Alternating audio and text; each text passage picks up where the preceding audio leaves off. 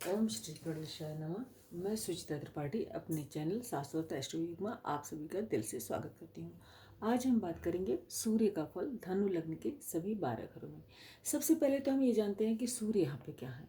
सूर्य यहाँ पे भाग्य भाव के स्वामी हैं। 9वें घर को हम भाग्य भाव भी कहते हैं, तो ये भाग्य भाव के स्वामी हैं। यहाँ पे सूर्य जो है वो एक त्रिकोण के मालिक हैं। सबसे बड़े त्रिकोणों में से एक त्रिकोण है, जैसे फर्स्ट हाउस, फिफ्थ हाउस और नाइन्थ हाउस, इसको हम त्रिकोण की संज्ञा देते हैं। ये हमारा धर्म का ट्राइन है। अब सूर्य यहाँ पे जब 9वें घर में बैठते हैं तो भाग्य के मालिक बन जाते हैं।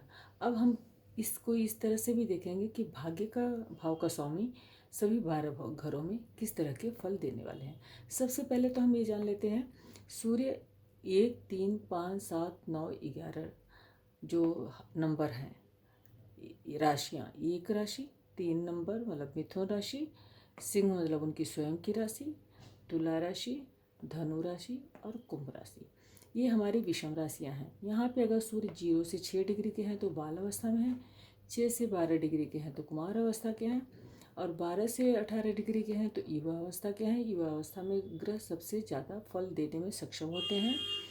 18 से 24 डिग्री के हैं तो वृद्ध अवस्था में, तो उनके फल में थोड़ी कमी आ जाती है, और 24 से 30 डिग्री के हैं तो फल में ज़्यादा कमी आ जाती है।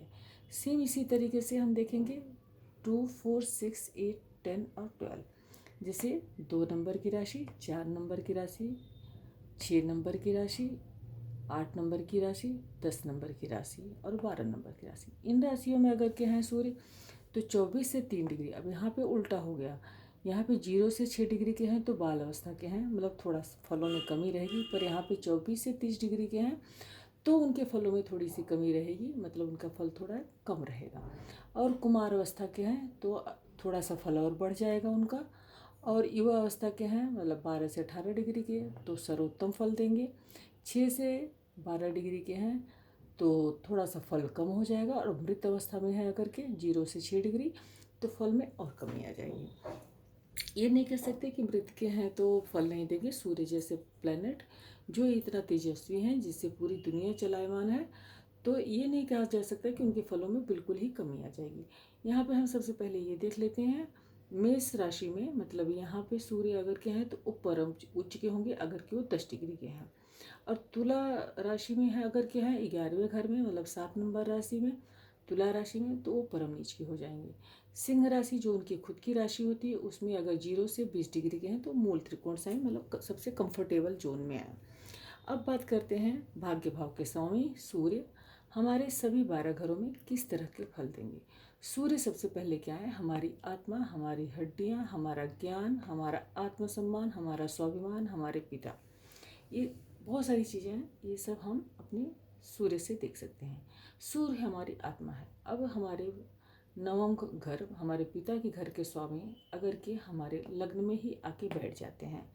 अब मैंने जैसे आपको पहले ही बता दिया कि विषम राशि में अगर के वो 0 से 6 डिग्री के होंगे तो बाल अवस्था में होंगे, 6 से 12 तो कुमार अवस्था में होंगे, 12 से 18 तो युवा अवस्था में होंगे, और 18 से 24 तो वृद्ध अवस्था में, और 24 से 30 डिग्री तो मृत अवस्था में।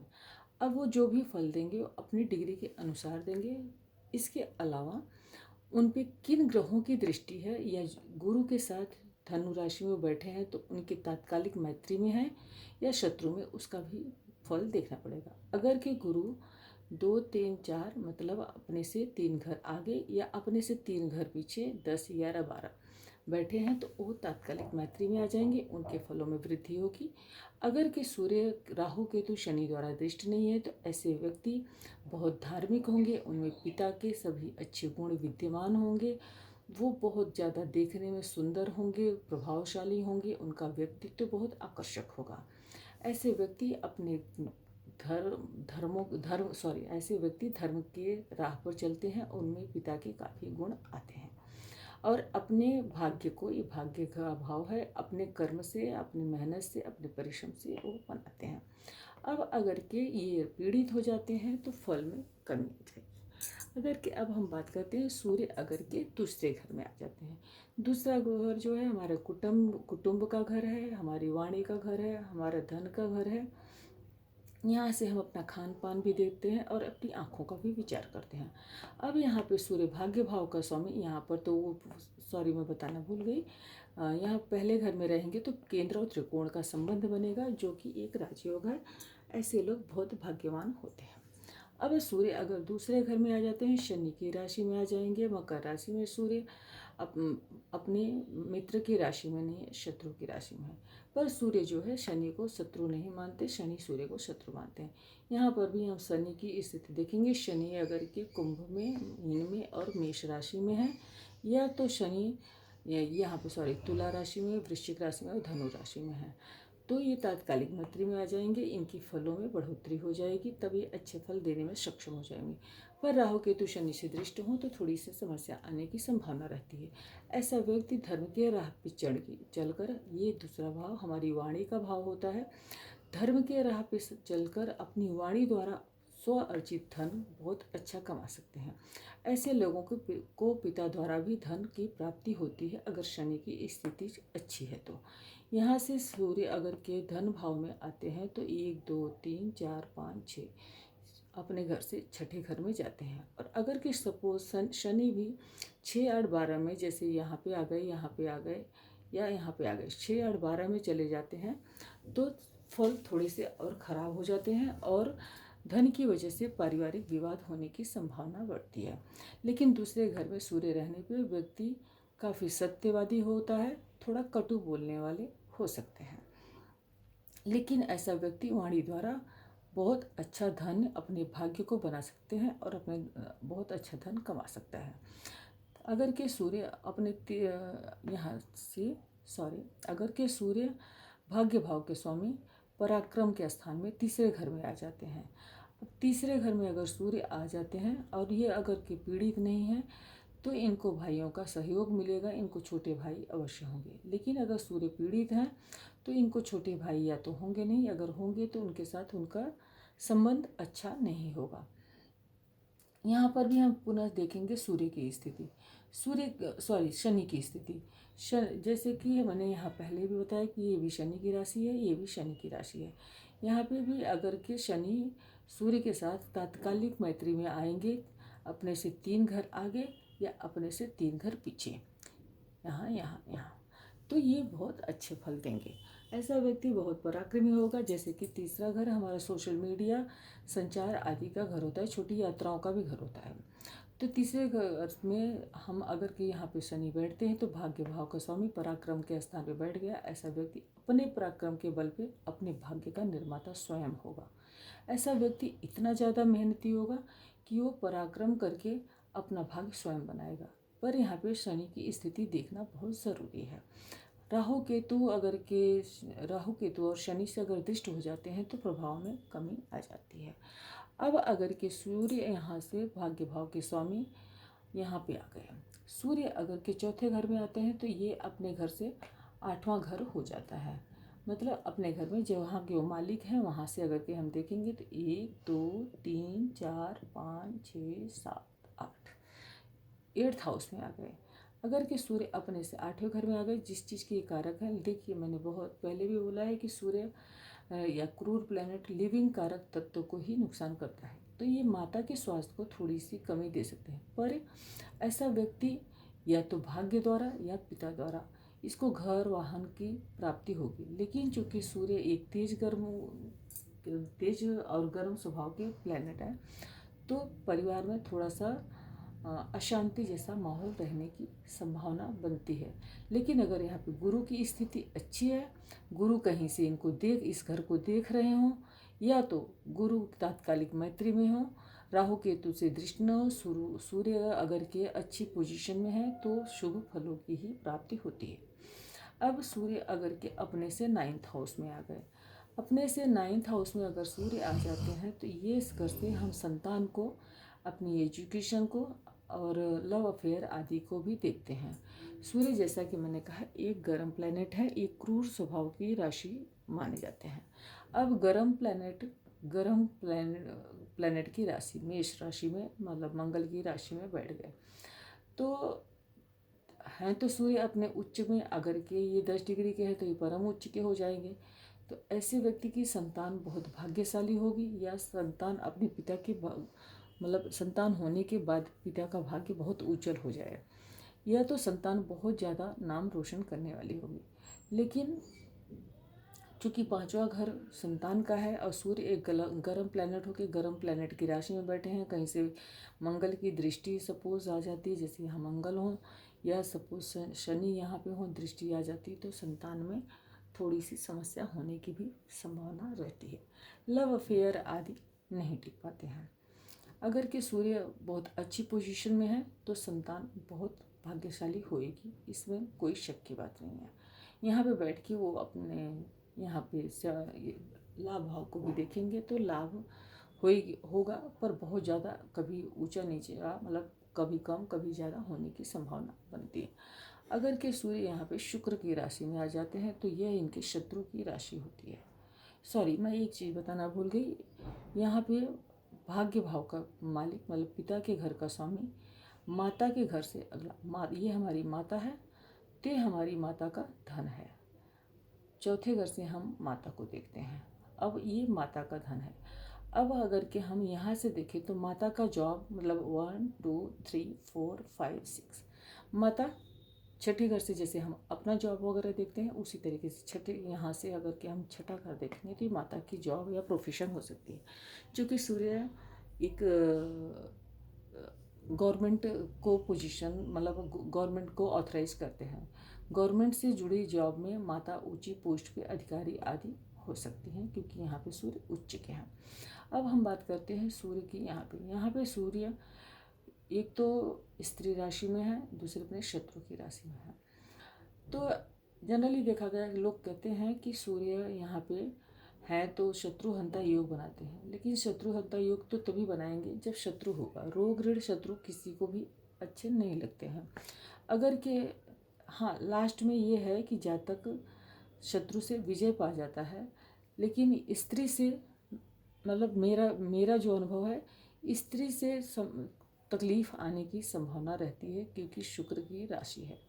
यहाँ पे सूर्य अगर बैठे हैं तो कोर्ट कचहरी आदि में व्यय भाव को देख रहे हैं या रोग ऋण में व्यय कराते हैं।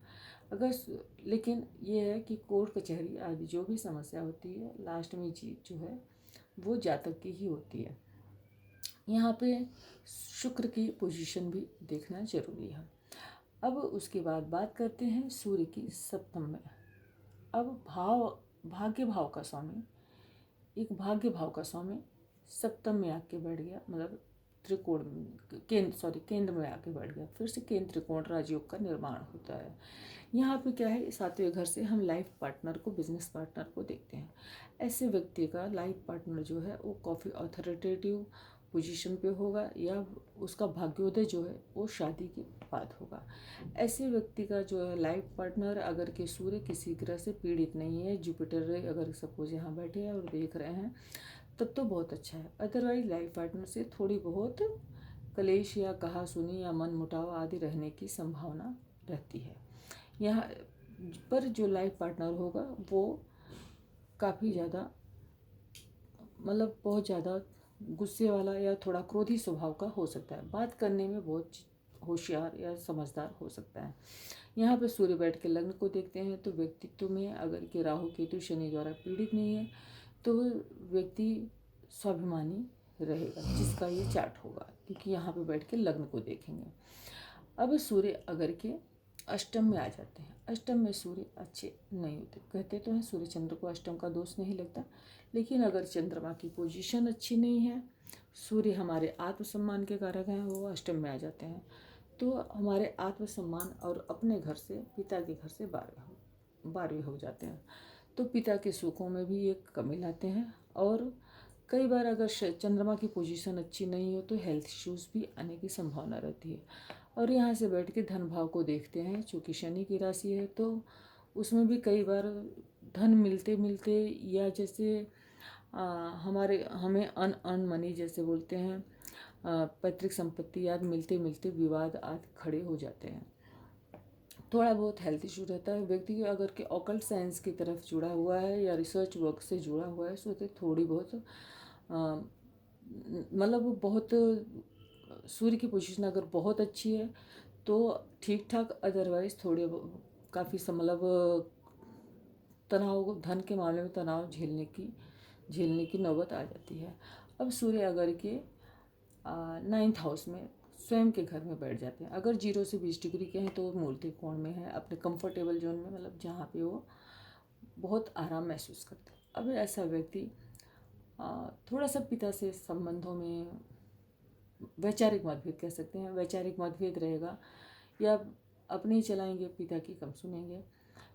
गुरु यहाँ पे भी रहेंगे तो गुरु, सूर्य अगर यहाँ पे भी रहते हैं तो गुरु या पिता से थोड़ा अनबन रहने की संभावना रहती है। और ऐसे जातक, अष्टम की बात कर रही हूँ मैं, ऐसे जातक की जो पत्नी होती हैं या पति होते हैं, उनकी वाणी काफ़ी कर्कश या तेज, इस तरह से हम कह सकते हैं, मतलब थोड़ा क्रोधी स्वभाव का कह सकते हैं, कर्कश तेज नहीं, लेकिन सत्यवादी वाणी रहेगी लाइफ पार्टनर की।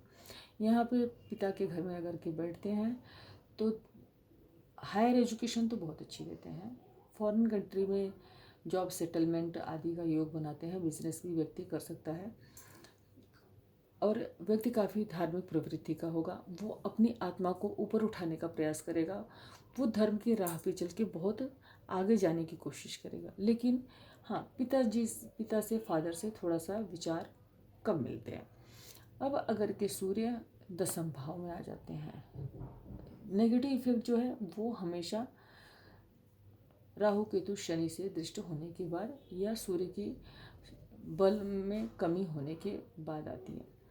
अब सूर्य अगर के 10th में आ जाते हैं तो ये कर्मा धर्मा धर्मा कर्मा का योग बन जाता है, केंद्र त्रिकोण का पुनः योग बन गया। अगर कि यहाँ पे बुध की स्थिति अच्छी है तो व्यक्ति बहुत ऊंची पोजीशन पे होगा, और अपने दम पे, अपने कर्म के दम पे, क्योंकि धर्म का मालिक कर्म में आ गया, अपने कर्म के बल पे भूमि भवन वाहन अच्छी मात्रा में बना लेगा, वाणी से लाभ अर्जित करके बहुत अच्छी पोजीशन पे गवर्नमेंट में जा सकता है।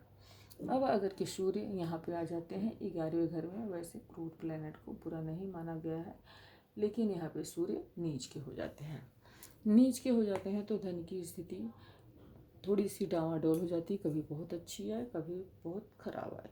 यहाँ पे बैठ के 5th हाउस को भी देखते हैं तो संतान को भी थोड़ी बहुत समस्या देते हैं, क्योंकि सूर्य एक प्लैनेट बहुत गर्म है, और लव अफेयर्स जो हैं वो भी बार बार टूट जाते हैं।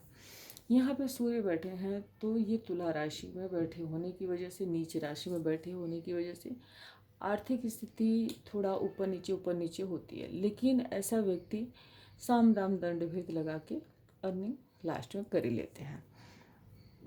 अगर के सूर्य यहाँ पे आ जाते हैं 12वें घर में, 12वें घर में जब भी सूर्य आएंगे तो धर्म जो है, धर्म का यहाँ पे उन्होंने, धर्म का मालिक व्यय में चला गया या पिता के मालिक व्यय में चला गया, तो हो सकता है फादर का हेल्थ थोड़ा बहुत ठीक न रहे, जिसकी वजह से उन पे खर्चा करना पड़े या उन पे धन का व्यय हो, या तो ऐसा व्यक्ति धर्म के मार्ग पे, धर्म के लिए खर्च कर सकता है।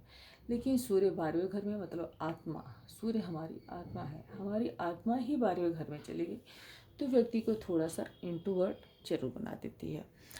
अगर के सूर्य शुभ प्रभाव में है, मंगल यहाँ से 2रे 3रे 4थे, मतलब आप 3 घर आगे, या यहाँ से मंगल 3 घर पीछे होते हैं तो पोजीशन थोड़ी सी अच्छी होती है। गुरु की दृष्टि आ जाती है तो अच्छा होगा। अगर शनि राहु केतु आदि से दृष्ट हो जाते हैं तो थोड़ी समस्या बढ़ने की संभावना रहती है। रोग ऋण शत्रु कोर्ट कचहरी के घर को देखेंगे, उस पर भी उनका धन व्यय होने की संभावना रहती है। मेरा आज का वीडियो आप सभी को कैसा लगा, प्लीज़ जो भी आपके कमेंट हैं, जो भी आपके सुझाव हैं, उसको बताने का कष्ट करें। अगर कि कोई त्रुटि है तो अपने सुझाव अवश्य दें। धन्यवाद।